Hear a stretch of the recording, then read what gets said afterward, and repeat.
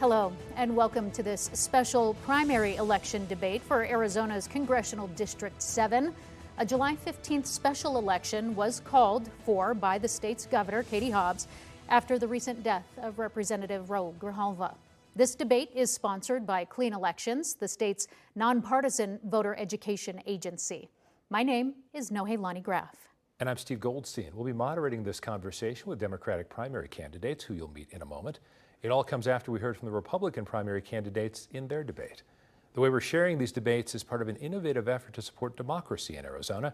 And thanks to a partnership with the Clean Elections Commission, the Arizona Media Association, Reister, and Arizona Public Media in Tucson, we're working to make sure this debate for this race is the most accessible in Arizona history. That means this debate will air on a long list of local TV stations, radio stations, and digital platforms, including support from local newspapers. Now, we have tried to keep the rules simple here. Each candidate will have up to 2 minutes to make an opening statement and up to 1 minute for a closing statement. Candidates have drawn straws to determine the order of each of those portions of this debate. Throughout the debate, we will pose questions to each candidate, allow them to answer, and then make sure the other candidates have a chance to respond. Whenever a question is directed to a specific candidate, only that candidate's microphone will be open. All other times, every microphone will be open. And a special thank you to voters across Arizona who've submitted questions for this debate. No candidates have been given advanced access to any of the questions. And with that, let's introduce our Democratic primary candidates for this debate: Deja Fox, Adelita Grijalva, Patrick Harris Sr., Daniel Hernandez, Jose Malvito Jr. Daniel Hernandez, you have the first opening statement and you have 2 minutes. Thank you. Thank you to the Arizona Citizens Clean Elections Commission for hosting tonight very important debate. My name is Daniel Hernandez and I'm running for Congress because right now we are in a crisis and what we need most is bold new leadership. I'm the son of a construction worker and a Mexican immigrant. I'm running for Congress to fight for people like my mother, Consuelo Hernandez, who's in the studio watching this debate. Hola, mami. Muchas gracias por estar aquí conmigo. I'm fighting for people like my mom, who is living on Social Security and is a Medicare recipient, who's dealing with cancer. But what we're seeing right now is something that is so tragic. The MAGA Republicans and Donald Trump are fighting and trying to cut taxes for billionaires at the cost of people like my family. My mom, who just had her kidney removed back in the last couple of months, just got the all clear. But if it weren't for Medicare, she wouldn't be able to access the health care that she needs. So my commitment to you is, if I'm lucky enough to be elected to represent you in Congress, is to make sure that I fight each and every single day to fight for people like my mom, like you, to make sure that we're doing everything we can to lower the cost of living, bring down housing prices, to make sure that we protect Medicare, Social Security, and Medicaid. It is not okay that we are funding tax cuts for billionaires on the backs of poor kids, taking SNAP benefits away from people. So my name is Daniel Hernandez. I am a proven leader who knows how to deliver results. As a former legislator, as a former school board president, I know what it's like to fight tough fights and to actually deliver results. As a legislator, I was an award winner. I was a women's healthcare champion in 2019. I also helped pass protections for the victims of sexual assault, increasing funding for our Arizona public schools, passing laws to make sure that we increase gun safety in this state, and making sure that I always stood up for Southern Arizona. So again, my name is Daniel Hernandez, and I'm excited to be here with my colleagues and to have a very important debate about the issues that are impacting those that live in District 7. Thank you so much. Thank you. Adelita Grijalva, you have 2 minutes for your opening statement. Thank you. Hola, buenas tardes. My name is Adelita Grijalva. We are in a critical, pivotal crossroads in our nation. We have a president that is using the military against civilians because they're exercising their right to protest. The most dangerous threat to our American democracy is Trump. He is the clear and present danger, and our survival of our democracy is at stake. Just today in Arizona, we saw ICE invade our communities and create fear and chaos. We are living through the consequences of electing a president who has surrounded himself with loyalists to Trump, not to the Constitution. Trump's power is dependent on suppressing those in opposition of him. We are living through unethical, brutal, and inhumane attacks which are based on policies rooted in fear-mongering and scapegoating.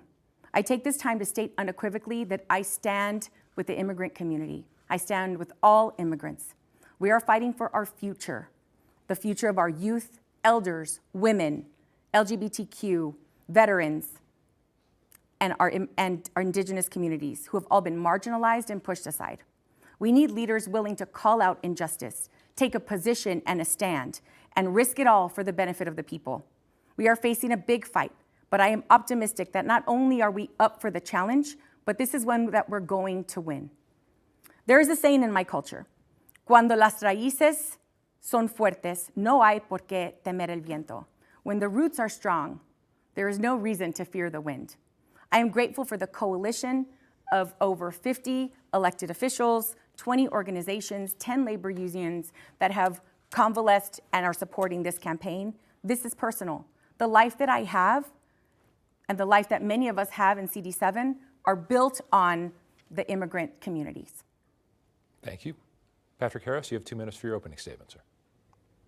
Hi, I'm Patrick Harris. Senior, you can look me up on Google. I could spend the next 2 minutes talking about me, but I want to talk about 3 things that are more important than me.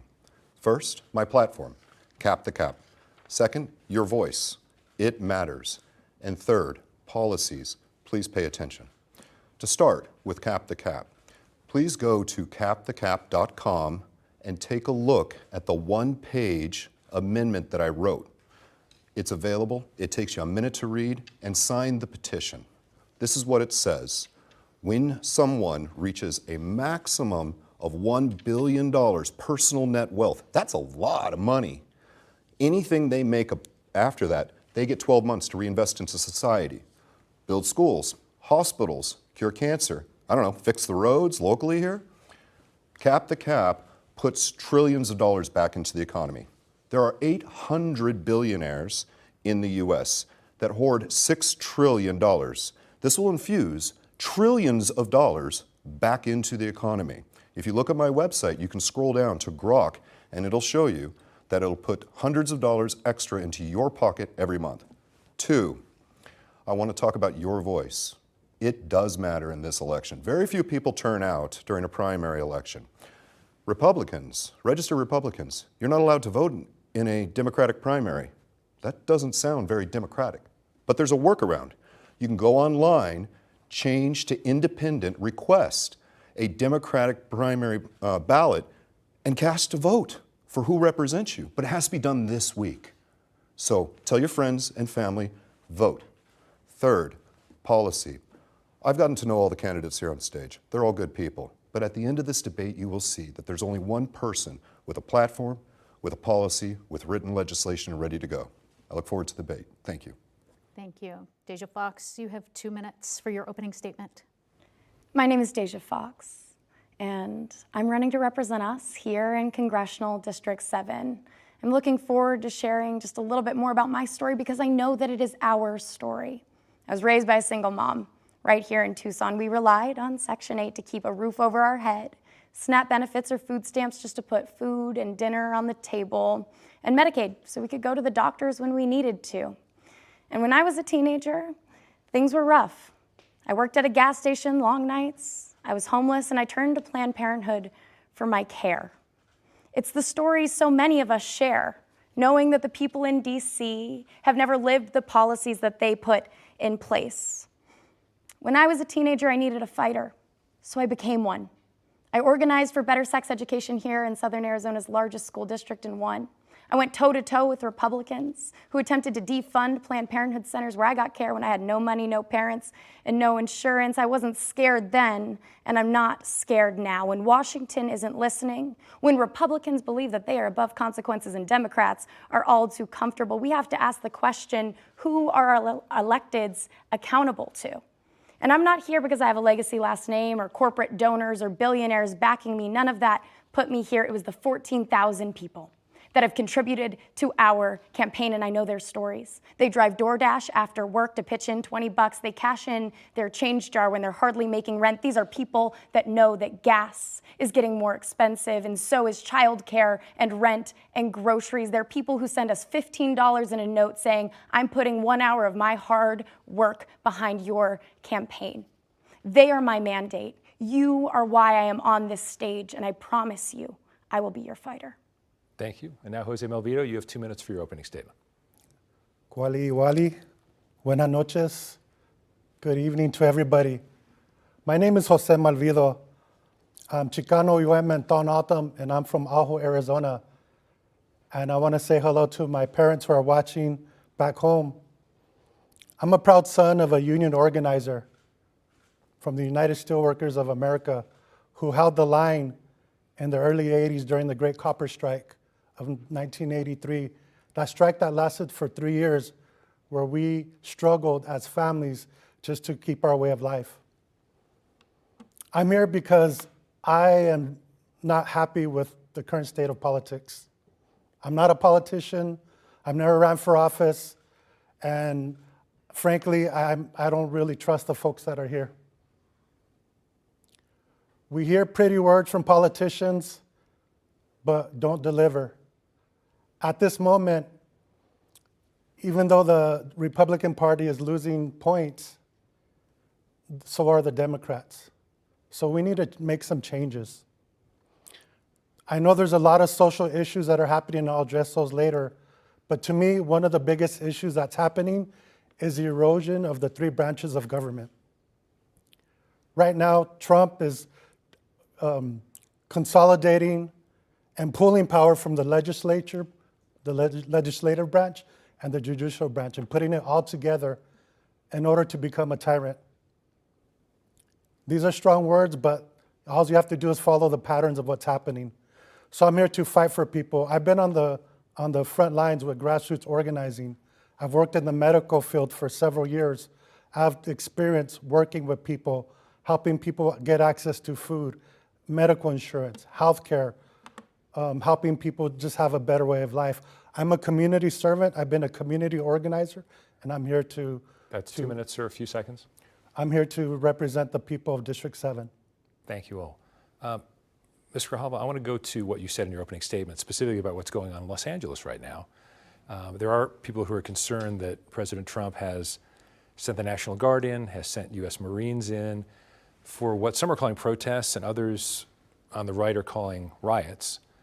First of all, obviously you're not enjoying what's going on there. Dip into that a little bit more, but then give us a second answer. What would you actually do about it if you were in Congress? What power would you have to stop it or change it? Well, thank you for following up. I think it's important that it's not just in LA. That's happening here, Maricopa County. It's happening in our schools. 3 days ago, a mom dropped off her children at a TUSD school for summer school, and ICE was waiting for her at home. What they're doing is they're breaking this idea that there is a process at all. And so when you're calling the National Guard in, when they haven't been asked by the governor or the mayor, what you're doing is you're actually sending them in against protesters that are there expressing their freedom of speech and their right. And so what I would do right away is sign on to the Protect Sensitive Locations Act. I think that's going to be really critical because right now, at this point, Trump and ICE can just go in to any location, churches, schools, there are no protections. So that's going to be critically important. And also making sure that, cities like Nogales, Douglas, Yuma, we have the 3 ports of entry in CD7, protecting our communities and modernizing all of the ports of entry is going to be critically important. But really, let's talk about an actual process for people to go through and get their citizenship. We have people that have been waiting in this country for over 20 years. The reason why we have officers coming in to our courtrooms is because people are showing up for their court-appointed hearings. I think that is the travesty, is what we're doing is we're splitting up families, we're splitting up communities, and we're causing fear in these policies that are designed to create an environment where people are afraid. And so for those of us that can, we should be the ones showing up and protesting and joining, because so many in our community that are marginalized and silenced can't. We want to give each of you a chance to respond. Mr. Hernandez, let me give you 1 minute on this one, though. And more specifically about if you were in Congress, and I appreciate the answer, Ms. Grijalva, but I also want to say, if you were in Congress, especially if you're in the minority, how much can you do? It's a little bit different at the community level than at the congressional level. I think one of the most important things that Congress is not doing is exercising their oversight over the presidency and the executive. It's one of the biggest problems. Right now, we are seeing an executive who's running ramshot over the entire Constitution. He's deciding what is legal and what is not, and no one is holding him accountable. So the first thing is making sure Congress is holding themselves and him accountable. But accountability is an important thing. You know, we just heard a second ago that there's a threat to democracy when people are suppressing those in opposition of them. And yet Ms. Grijalva, when she was on the school board and on the County Board of Supervisors, repeatedly and illegally shut people down. So when we're talking about standing up for folks and making sure that we're allowing protesters to come, we need to make sure that we're holding ourselves accountable. This is the thing. When you are suppressing the vote, when you are suppressing people's ability to speak out when they disagree with you, it's a problem. So we need to make sure that we're holding Trump accountable in the Congress, if elected, make sure that we're doing everything we can to make sure that the money that has been appropriated by Congress is being used, and that we're holding not just ourselves accountable, but the presidency and the executive and all of the branches. We want to get everyone to answer this, but Ms. Grijalva, do you want 30 seconds to respond to that? Actually, thank you. It's come up before. First Amendment does not allow for hate speech. And so when you're running a board meeting, you're on a public body, I think it's important to make sure that everyone in that room has the opportunity to be able to feel safe and unafraid. And when we have somebody, the person specifically that he's talking about, was targeting my colleague who is a gay man and was using that as an opportunity to spew hate speech and homophobia, that's not something that I'm willing to accept. Okay, we want to move back to the topic at hand. Mr. Harris, I want to give you a minute to talk about specifically what's unfolding in LA with bringing in the National Guard troops at the order of the president. That's one issue that how would you handle in Congress? How would you respond? And the other is ICE showing up at places like asylum hearings when people are trying to follow the path. How would you respond to both? Actually, what we need to think about is why is President Trump doing this? First, I condemn any violence whatsoever in riots. I don't really see much, though. People on the ground are saying it's unnecessary.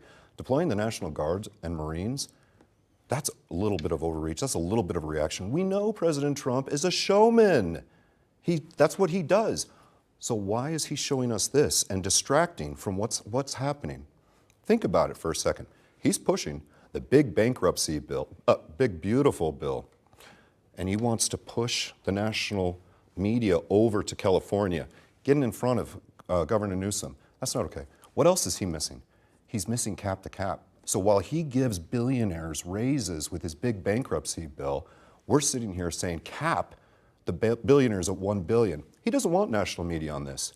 Governor Newsom, you have the national media. Point it at this election. I can help. You just have to say something. And we will get into budget in time when we move into that section. Ms. Fox, though, I want to give you 2 minutes to talk about what's happening with immigration right now, what we're seeing in LA, and then if that were to happen on, say, the streets of Tucson or up the road in Phoenix, is it appropriate to bring in the National Guard if protesters do, get more, if some of them, if you have some, sideliners getting violent in any way, should it still be up to the governor and how to respond? And then also with ICE and where we are seeing communities speak up more and warn where they're going, should that tactic change with how ICE is responding? Yeah, what we are seeing in the streets of LA and on our screens is heartbreaking. And it is what authoritarianism looks like. Donald Trump gets deportation orders sent out and judges say no, and he says he doesn't care. Governor Newsom says don't send the troops, and he sends them anyway. Our neighbors get in between masked ICE agents and unmarked vehicles attempting to kidnap our neighbors, our family members, our community. And Donald Trump believes he is above political consequence. He doesn't care what people have to say. This is authoritarianism, and the job of Congress member looks different than it has before. Members of Congress have a right and a responsibility to oversight on agencies like ICE. And it means showing up, doing more than checking the boxes, but being a champion. We have seen members of Congress jostled outside of ICE detention facilities. Donald Trump threatens to arrest his political opponents. And I ask you, do you think politicians and press releases are going to stand between this administration and your neighbors? I wouldn't. I wouldn't trust it. I think we need people who have advocacy experience. When I was a teenager, I got my start protesting outside of child detention facilities here in Tucson. And since launching this campaign, me and my team have joined protesters sign and sign outside of Tucson Medical Center, where ICE immigration officials attempted to separate a mother and her newborn. I agree with Adelita that we have to protect our safe spaces, medical centers, places of worship, schools. These are what make our communities safer. Donald Trump is interested in a spectacle, not your safety. But we need Congress members who are willing to take up the role of advocate, and I've been doing that for the last 10 years. We need people who are willing to risk something, and I am. Mr. Malvito, I want to get you in on this conversation as well. How do we balance humane treatment of asylum seekers with border security that, as we saw in the general election, a majority of Americans do want? Well, I'll address your first question about LA, as the other folks did. People were out there protesting because ICE showed up with military vehicles and tactical gear as if they were in war. They showed up not only to Home Depots, they were trying to get into an elementary school.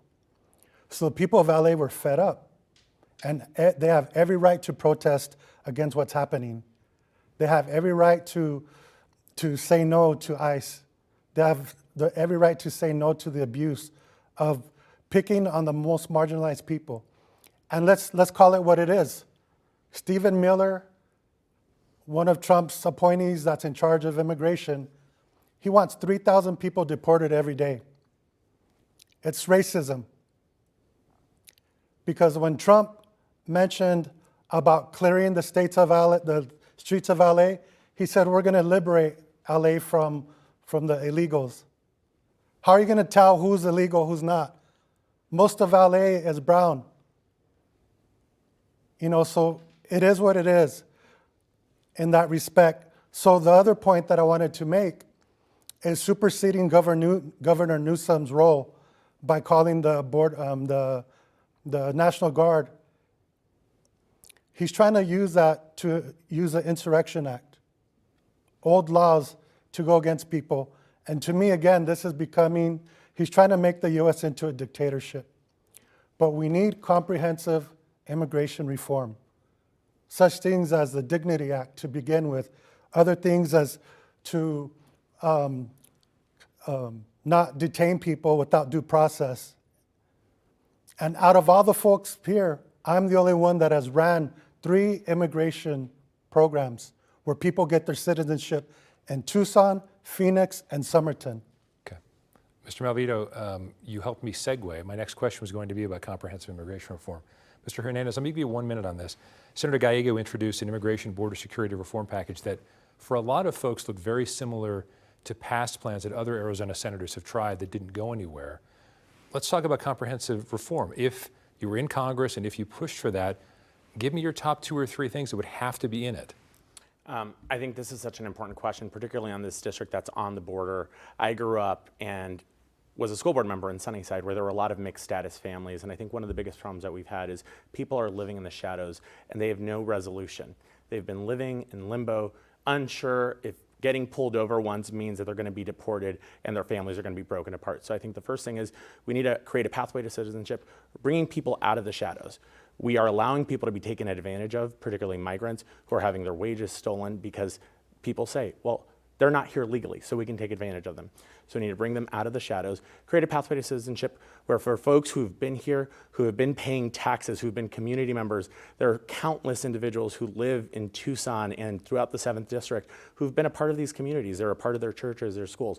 They are not new people. We need to make sure we honor the time that they've spent and what they've done to contribute to our communities and make sure that they're no longer living in the limbo that they've been subjected to for the last 40 years, really. Okay. And Ms. Grijalva, a couple of priorities on comprehensive reform? Absolutely ensuring that our DACA students have a pathway. Full staffing of our borders. I think that that's really critically important. Right now, we have already Congress has already authorized modernization and funding for that, and that's all at a standstill right now. And then a process for our community members that have H-2A visas. That process is really bogged down, especially in our border communities, Yuma community. That's going to be critically important. I think that what I'm concerned with is the overall general push that is talking solely about safety, and what we're missing is those communities like Nogales and Douglas and Sells that are on the border, that are some of the safest communities that we have in the nation. And I think that that's really important, is for us to talk to the community members there, have hearings there that are bipartisan, so we can discuss what the issues are. Okay. And Ms. Fox, what about you? Would you be in favor of comprehensive reform, immigration? What would it look like? Yeah, I mean, we need to first start by talking about the way Donald Trump governs. He's no policy expert on immigration. He governs by spectacle. He has no interest in safety. He is a showman. And that being said, he is interested in building a wall so folks can take photos in front of it, sending in troops to create videos of chaos in our streets and dehumanize immigrants and protesters. And we need stronger messengers in this party. People who are going to go into social media and new media spaces and counter that misinformation about our friends, family, and neighbors. I want to share a story about the immigrants who took me in when I was 15 while my mom struggled with addiction. 2 Mexican immigrants who only spoke Spanish. Dad was a landscaper. They had nothing extra to give, and they made a place for me in their home. Those are the people that we are fighting on behalf of. Those are the people that we have to stand between. And let's be clear, ICE was formed in 2003. It's an agency younger than me. We will know a time after. And Mr. Harris, I want to make sure that you get in on this one as well. Since Donald Trump took office, there is less activity at the border. The president of Mexico says that fentanyl trafficking from Mexico into the U.S. has dropped 40% this year. So how would you prioritize limiting the drug trade into Arizona and the rest of the U.S. And balance it with immigration reform, with people? So I worked on the ALERT Act of 2019, which was to curb the opioid epidemic. It didn't see floor time. Bipartisan support built a coalition of fierce healthcare providers coming together. And why didn't it see any time on the floor? Because we were looking at tax reform, making the billionaires richer. Yes, we do need immigration reform, but we need to look at it from a global perspective, at migration, because we're having a global migration issue, and the U.S. is receiving some of that migration. We need to work with other countries to make sure that we can help lift them up through the CCB, a capitated capitalism block. You can go online to YouTube, search my name, Patrick Harris Sr., and pull up a video series that will explain how Cap the Cap actually helps with that. As it relates to immigration reform within the U.S., that's going to cost money. I agree with my colleagues. I'd like to ask Adelita, how would you pay for it? I'm sorry. Hiring judges, things like that? Oh, I think that our what is happening right now with this big, beautiful bill that is horrible is it's a transfer of the greatest transfer of wealth from our most vulnerable populations to our those that have the most. And so really making sure that people pay their fair share. I agree. So we do, on that note, we'll transition into money and economy also. Address the question about the border. Asking about trafficking, drug trafficking, and how do you think that we balance that? Is that what you're referring Well, to? what everybody else spoke on. I'll give you 30 seconds, please. Thank you. I disagree with Adelita on the border. We have a strong border, and one thing that isn't talked about is the abuse of Border Patrol of people on the reservation. They cut down fences, they harass people. In order to build this wall, they destroyed a sacred site called Kitovac, which is where an O'odham village is. And so to continue this work to build a wall is reckless, and it's inhumane, and indigenous peoples are losing are on the short end of the stick. Thank you. Now let's talk about other money and how it relates to people as well. Right now, the Senate is reworking the big, beautiful bill. It will likely get kicked back to the House. Within that has been included cuts to Medicaid, deep cuts. 200,000 people in CD7 rely on it. So Ms. Fox, because you've talked so much about Medicaid and what it meant to you, I'm going to take this to you first. How do you protect Medicaid if you make it to Congress when you are in the minority? And how would you then, if you can't protect it, how do you help your constituents who lose Medicaid? Yeah. 1 minute, please. Thank you for pointing out the statistic, the numbers, but each and every one of those people has a story. They've sat in my living room and shared them with me. A neonatal doctor told me about the tiniest and most vulnerable that she cares for. More than half of babies here in Arizona are born on Access Medicaid. There's nothing pro-family about these policies. I sat with a young woman whose family had to make hard decisions when her mother was diagnosed with cancer on if they would make the bills this month or delay care. She lost her mother due to delayed care. These are the kind of stories that will be all too common in our families and our neighborhoods if we see cuts to Medicaid. And you know, even just this year alone, my mom was diagnosed with skin cancer and got timely treatment, and our family is not in debt because of it. I support Medicare for all. I believe that health care is a human right, and that includes the access to reproductive care, comprehensive care, including abortion, no matter where you live or how much money you make. Mr. Hernandez, I want to come to you. If you're in Congress, how do you work with, alongside other members of Congress who are looking to make cuts to programs? And are there any non-negotiables for you if you're working on a bill? For me, this is personal. When I was 17 years old, I was diagnosed with autoimmune disorder called Graves' disease, and I almost died because I didn't have access to health care. My dad was a construction worker, and sometimes we didn't have money. If it hadn't been for me being able to get on the state Medicaid program, the S-CHIP program, I wouldn't be here today. So for me, it's deeply personal to fight for these things. But I think when we're talking about Medicaid, what we lose sight of is all of the people and all of those numbers. The things that are going to happen are going to impact, and they are going to kill people if we don't let them have access to health care. So my commitment as a legislator and as a congressman, if I get elected, is to make sure that the first non-negotiable is no cuts to Medicaid. We're not going to shift the cost of providing this health care to the states, because we know that so many states that have taken advantage of the Affordable Care Act subsidies would say it's too expensive. We're going to cut off this health care to people to balance something else, to give tax cuts for billionaires. So if we have this happen, I would commit to making sure that I stand up and fight like I did at the legislature to expand health care, like I did to the 12,000 kids that we expanded back when I was a legislator. Ms. Grijalva, 1 minute on this. How would you protect Medicaid specifically? I believe that government works best for the people when it's not getting dismantled from the inside. And so I think that when we're talking about Medicaid, I think what we're losing sight of is the fact that so many services in our K-12 systems are provided to our young people through Medicaid and Medicare. And I think that when we look at those services like occupational therapy, speech therapy, counseling services, early interventions for our young people, those are happening there. I think we really do focus often on so many other populations, and I don't disagree with some of my colleagues, but I think it's important to note that half of the people that are going to be cut off of Medicaid are children.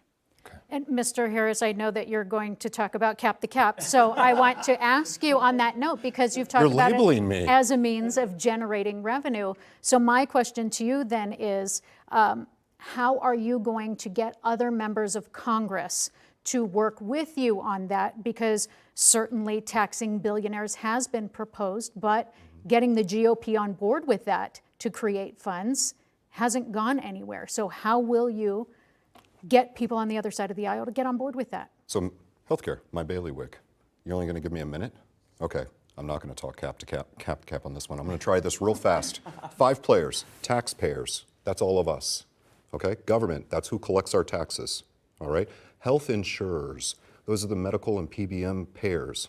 Health providers, these are your doctors, nurses, hospitals, and patients. This is who we're talking about when we're talking CMS, Center of Medicaid and Medicare Services.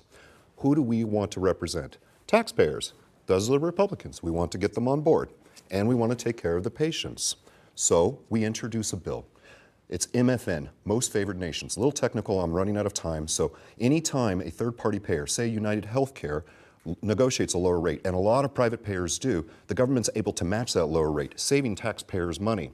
This reduces the need for the government to pay the insurers. We add a provision to allow for the health insurer or the health providers, hospitals, doctors, etc., to terminate any third-party agreement that invokes MFN. They take care of the patients, and what's left is the PBMs and health and medical. Did you end on the middle finger? That was interesting. Was that, Mr. Malvito? To my old colleagues 1 in minute on this healthcare. topic as well, Medicaid. Thank you. I would do Medicare for all. And although folks think it might be ineffective, I think key players that we could empower are the FQHCs, the federally qualified clinics. they are the ones in the front lines working with what's called high utilizers, elders. And one of the biggest problems is that 60% of the people in the country have one of three chronic diseases: type 2 diabetes, hypertension, high blood pressure. And these are all preventable diseases. So I think with this comprehensive health for everybody, Medicare for all, we can really use these players to help do this work. And I think one challenge to that is that these clinics, as well as hospitals, have different communication models. So if somebody goes to the emergency room, they can't connect with primary care or things. So we need to have a system for everybody for we can communicate. Okay, Ms. Fox, we're gonna try to go down the row here as quickly as we can. It's not fair, 30 seconds. Okay. Trump's tariff policy, how would you fight it if you were in Congress? I mean, to fight it, you have to know what it's like to be on the margins, to know what it feels like to barely make rent this month or have to calculate the cost of your grocery cart. Those are the people who feel Trump's tariffs the most. They are an attack on our small businesses, and we need people who are willing to stand up to Donald Trump. People who have the advocacy experience in this room, have been going toe-to-toe with him for the last decade. It's going to take people who can tell a good story, who know what it's like because we've lived it. Ms. Grijalva, tariffs? I will sign a discharge petition on day one to force an overturn of the national emergencies and the tariffs. And I think the other thing we have to do is rein in this executive authority over tariff policy. You know, what is going to happen quickly is that if these tariffs go into effect, we're going straight into a recession faster than we can ever imagine. And so the communities that are hit the hardest are the communities in CD7 because we have all three ports of entry with Mexico. Okay. Mr. Harris, 30 seconds on tariffs, just 30 seconds. Of course, it's going to be cap the cap. But part of cap the cap is to build what's called a CCB, a capitated capitalism bloc, where member nations come together to close tax havens and stop wealth flight, and they share information. That means all the billionaires within the member nations have to reinvest trillions of dollars, lifting all those nations up, so we don't need to tariff anyone. But here's the thing about the CCB. You're only allowed to join if you're not at war. President Putin, mirror. Okay, Mr. Hernandez? The Trump tariffs are going to have a disproportionate impact and negative consequences for District 7, whether it's the fresh produce industry in Santa Cruz County that will lose hundreds of jobs, or the agriculture industry in Yuma that won't be able to bring in the things that they need to make the fertilizer to grow our vegetables. This district is going to be disproportionately impacted by the stupid Trump policies. So as a member of Congress, I would make sure that we point out and protest every single time that we can these cuts that are going to make sure that these tariffs will hurt not just the people on the border, but each and every single Arizona whose prices are going to go up and jobs are going to be lost. And Mr. Malvito, 30 seconds on tariffs. So one thing is to organize, to have a response to within Congress to build the power, political power. One is to restore the corporate tax to 28%. That way the corporations pay their fair share, and allow billionaires to pay more in Social Security, Medicare, and Medicaid. Right now it's capped. They have a cap of what they pay, so everybody needs to pay their fair share. Okay, now we want to switch topics again, but give you a little bit more time to talk about it. Something that was brought up by voters in this state and submitted: division within the party and pulling the Democratic base back together after watching what happened in the general election. So Democrats have been struggling with messaging, with unity between progressives, between moderates. Mr. Hernandez, I'll start with you. Should the party be embracing more progressive policies, or should they build trust within the base? 2 minutes. I think it's not a question about progressive versus moderates. I think it's a real question about what we're going to do to deliver results for the people, not just here in Arizona, but around the country. The biggest problem the Democrats have is a credibility problem. We love to talk and we love to scream and we love to shout. One week we're protesting against Elon Musk at a Tesla dealership. The next week we're talking about Kings.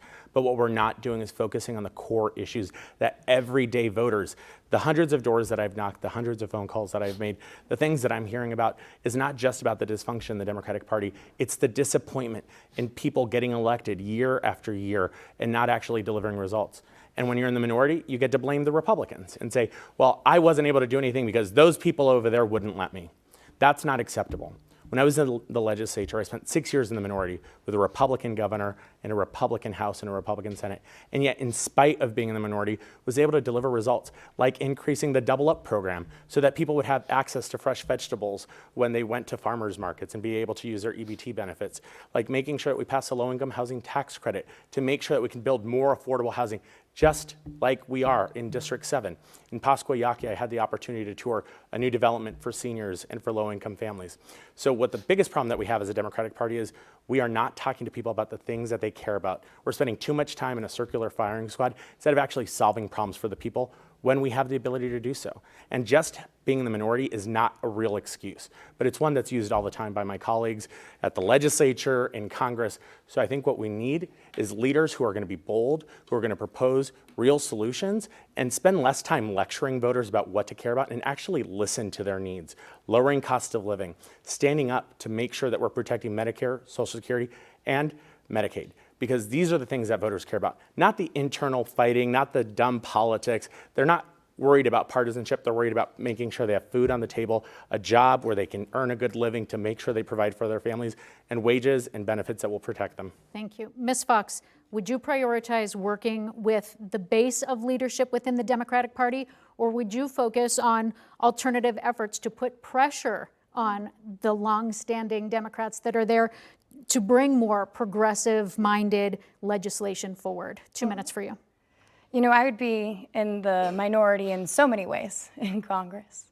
I'm 25 years old. I'd be the youngest member. I'm a member of Gen Z. I'd be the first woman of my generation in Congress.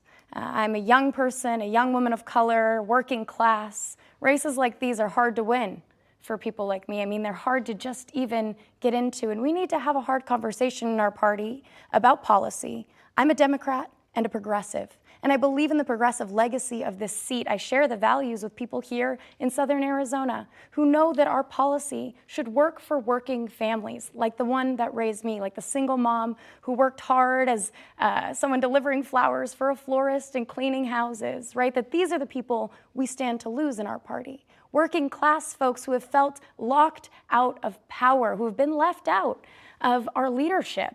But you know, we need to have a hard conversation, especially around age in this party. We talked about Trump's budget bill, which would attempt to defund Medicaid, steal health care from millions, to line the pockets of billionaires, take food off of the table of our most vulnerable families, moms like mine just trying to get by. And that bill passed by a single vote. We have 3 vacancies in the House, 3 Democrats who have passed away while in office. It's why we're all standing here today, in fact. And it is families like mine that have to live with the consequences of those vacancies. I need you to do the math. 3 vacancies because we failed to have a hard conversation in our party about age, failed to bring in a new generation of leaders. And now it is working class families like mine. They're going to have to live with the consequences of cuts to their health care, food taken off their table. And so, yes, let's have the hard conversation. Let's get progressives in there to do the hard work of advocates to pull our party toward moral clarity, but let's also bring in a new generation. I'm going to change up on this 1 minute. I'm going to start with Mr. Malvito and then Ms. Grijalva, you're next. This seat in particular has been very protective of the environment in Arizona and the Southwest more generally. How much of a priority would that be for you if you were in Congress, protecting the environment? I think protecting the environment is very important. I grew up in a small mining town that was known as a Superfund site. It's a asthma cluster and cancer cluster. And I've been working with many organizations, including the Indigenous Environmental Network, to address these issues. But I think I want to address a couple of things. I mean, we need people and we need leadership that are not career politicians. Daniel and Adelita have been doing this for 20-some years. From Progressive Action, Daniel has voted with MAGA Republicans 52 times. Adelita and both Daniel support the genocide in Israel. We need new leadership, and when we're talking about steering the party ahead, we need to have truth, we need to be united, and we need to have a progressive agenda. I'm not for the same politics where people are bought and paid for corporate corporate Democrats that are bought and paid for. And I'm for progressive action, grassroots organizing, and moving forward Thank you, as. sir. I want to get back to the environment, and I will ask that, but Mr. Hernandez first, 30 seconds on the political question, and then we'll go down the line. Yeah, I think it's interesting that the idea of corporate money and outside money is being brought in. One of the biggest problems that we have in our democracy is the outside influence of dark money. And yet there's only one person on the stage, Adelita, who's working together with a dark money group funded by out-of-state donors to go after people like me, alleging that I'm taking money under the table. So I think the real problem is we need to get money out of politics. That's why I've spent my entire career trying to fight for campaign finance reform to ensure that we get money out of politics. Okay, Ms. Grijalva, 30 seconds on that, Thank please, and then you. environment. So I find it disappointing that we're talking about career politicians when I was on the school board for 20 years in a volunteer unpaid position. That is frustrating because I think it's important that everyone serve on a school board. I think it's important for us to be advocates for our public education. I have no idea what Mr. Hernandez is referring to as far as dark money. I have no corporate PAC, no oil, or fossil fuel money that's coming in. They're all small. The vast majority are very small donors. And Malvido, we have not had a conversation about Israel or Gaza. And so I'm happy to have that conversation, but that's also inaccurate information. Mr. Harris, 30 seconds on the idea of party unity. Yeah, I'm going to hit party unity. I'm going to hit money in politics. Okay. And I'm going to hit, okay. Cap to cap? Okay. Democrats, listen to me. All around the nation, go to YouTube, look up my name, Patrick Harris Sr. You will find a series of 24 videos on Cap to Cap. Each one is only about 2 to 3 minutes long. You can get caught up real fast. Use it. Run on that platform. The legislation is already written. The midterms are around the corner. Watch what happens in this election. I'm running on a zero-budget campaign on purpose. In the interest of time, we're going to keep this next one quick and kind of go down the line. I got to address the environment or corporate So this money. question is along the lines of environment, but it's specifically, and I will start right here with you, Oak Flat mining. And we're going to do 30 seconds here. If you are in Congress and it comes to a vote, one, do you vote in favor or against? And two, is it just here in Arizona because it's in Arizona, or is it anywhere, even if they find a site that would satisfy the energy needs of much of the country? Yeah, you have my commitment that I will always vote in your best interest. And that is because our campaign is funded in 99% of our donors are small dollar donors, people who pitch in less than $200. That's families like ours. We're not taking corporate PAC money, not oil, not gas. You have my commitment that I would be 10 toes down for families like ours and young people like us in our future. And I want to give everyone on the stage, because we will not get a chance to see financial disclosures until voting has already begun, to make a commitment not to take corporate PAC money. Is anyone willing to join me in that commitment? Now you know who everyone on the stage works for. Ms. Grijalva, I'm going to give you 30 seconds. Oak Flat mining, your father was a big protector of the environment. Do you continue in that vein? Yes, I do.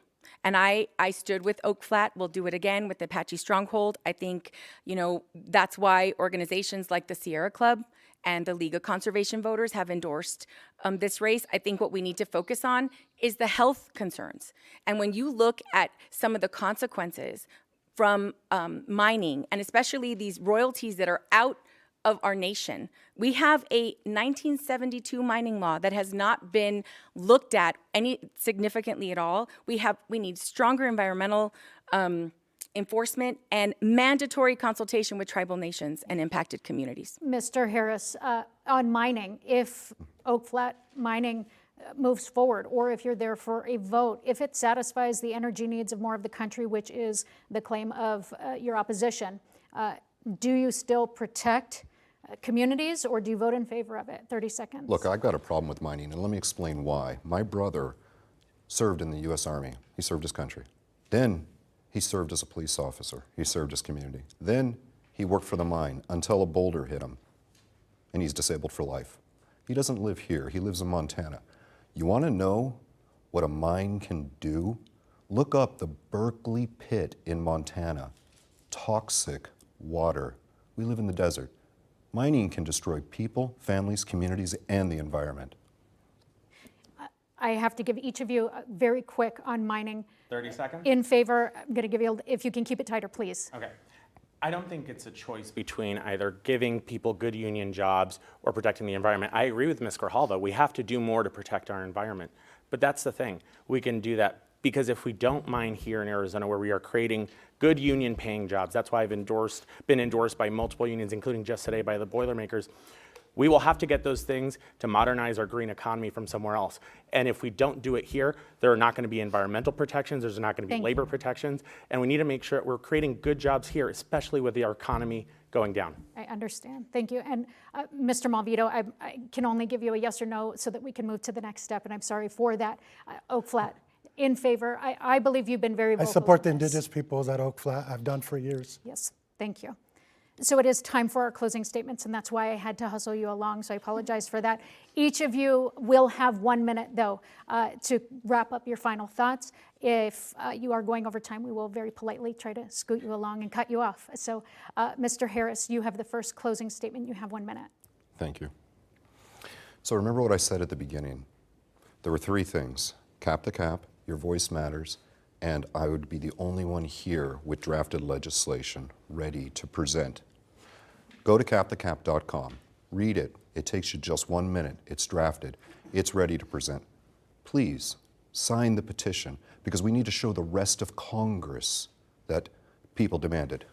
2, your voice matters. Get out and vote. Not many people show up for the primary, so this one matters a lot. 3, policy, I just talked about that. Now, I'm going to show you how to fight the most powerful man in the world. I'm addressing the President of the United States of America. President Trump, you are the first and only multi-billionaire president. Cap to Cap came into existence during your term as president. How you respond to this question will define your legacy. Does your love of money trump your love of country? Answer the question, Mr. President. Okay. Leader Grijalva, you have 1 minute for a closing statement. Thank you so much. I want to thank you, the voters at home, for tuning in and for your time and attention. This is a really critical race. In this race, you have a choice of not just candidates, you have a choice of leadership styles. In me, you have someone that works to build coalitions, that ran a juvenile diversion program for 26 years, that worked to break the school to prison pipeline, work hand in hand with community on the Tucson Unified School District Governing Board, and as a Pima County supervisor. The most important job in your representative is to bring the voices of Southern Arizona to Congress. That is our voice, our collective voice. That is bigger than one single person. I am an unapologetic, progressive voice that will stand up and fight back against this administration. It would be an honor and a privilege to serve you and represent this community in Congress, this community that I've called home for my entire life. My name is Adelita Grijalva. Mr. Malvito, 1 minute. Thank you. Thank you, everybody, for tuning in tonight. I think that what I said at the beginning stands. We need to preserve this country, the 3 branches of government. And none of the candidates have talked about it. We need to protect the environment. We need to get Medicaid for all. We need to help people who are suffering. It's not only about fighting Trump, it's really moving forward as a Democratic Party. We have to have something to offer. We have to have choices. We have to be strong and diligent and moving forward.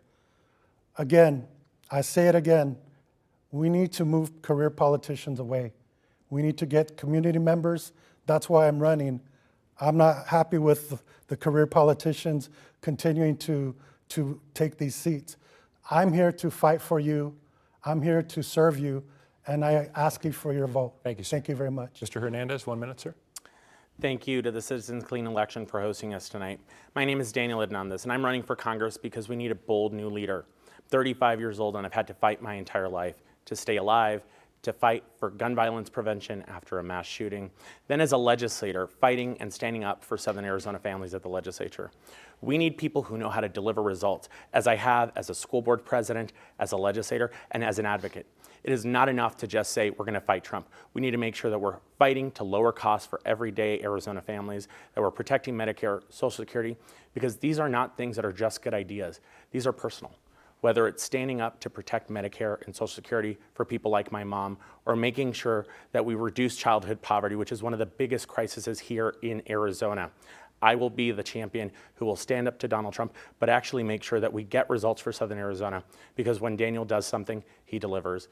Please go to danielforarizona.org to learn more about me and my new policy proposals to make sure we never raise taxes on the middle class. Ms. Fox, final closings. My name is Deja Fox, and I'm proud to stand here today because I was not born on a path to Congress.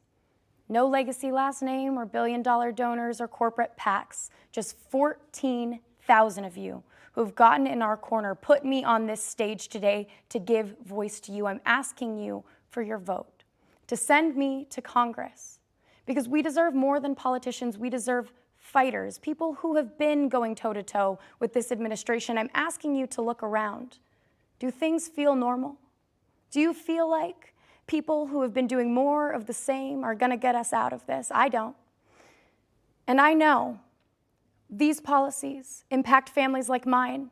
We don't have the most money in this race. We have the most to lose if nothing changes. It's not about who's next in line. It's about who's going to fight for your family. And with that, we do have to say thank you and good night. Thank you. Thank you. Thank you.